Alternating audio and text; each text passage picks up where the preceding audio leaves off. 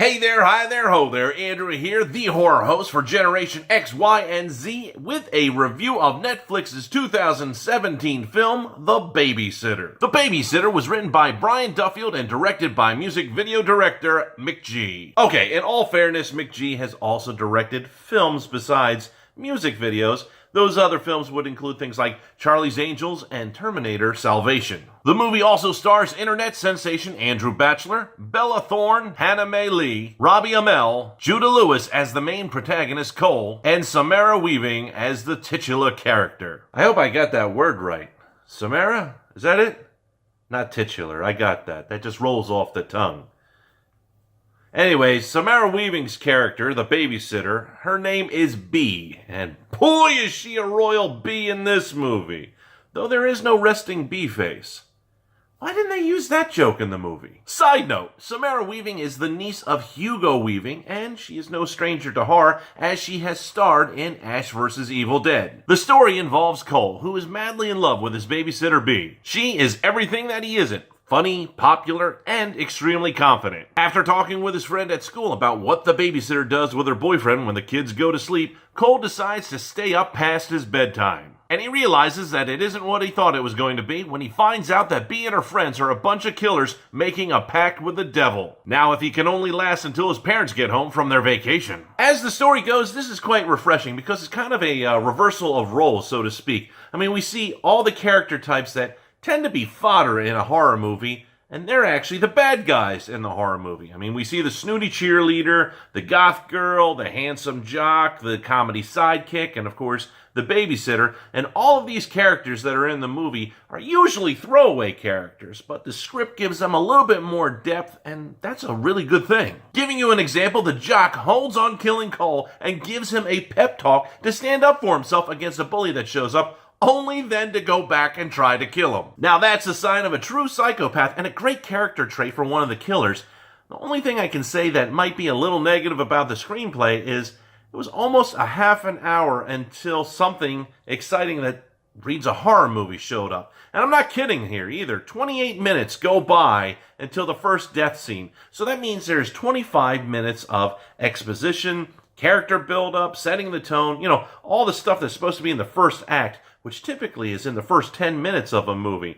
So the direction that I saw for the first half an hour made me think that I was watching something like Diary of a Wimpy Kid, and that was due to the fact that Cole's fear of almost everything and anything, and his ability, or I should say inability, to stand up for himself. The cinematography and the direction teamwork of Shane Hurlbut and McG. Hurlbut and McG?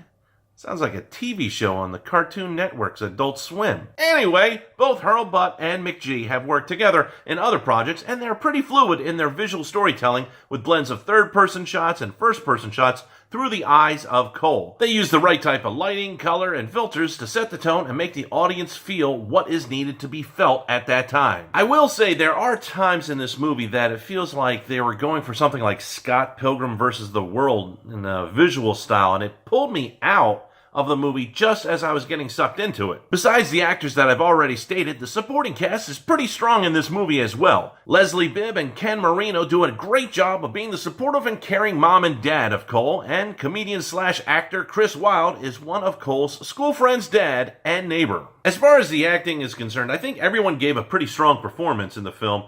The characters in the movie were written believably for a horror movie, and I think the actors played them that way. The one thing I would take away the most out of the acting is the chemistry between Samara Weaving and Judah Lewis. Bee and Cole just have the right type of chemistry.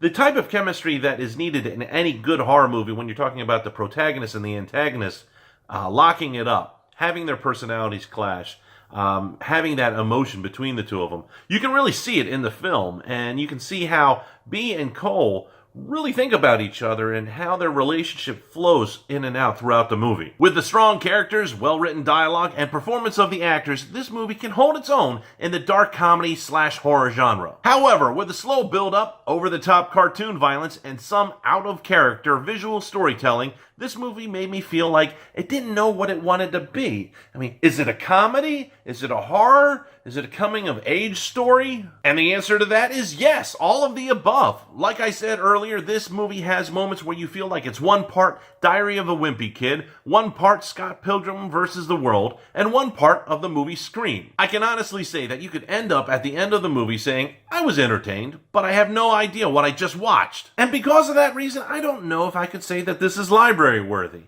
I mean, it's definitely worth checking out on Netflix.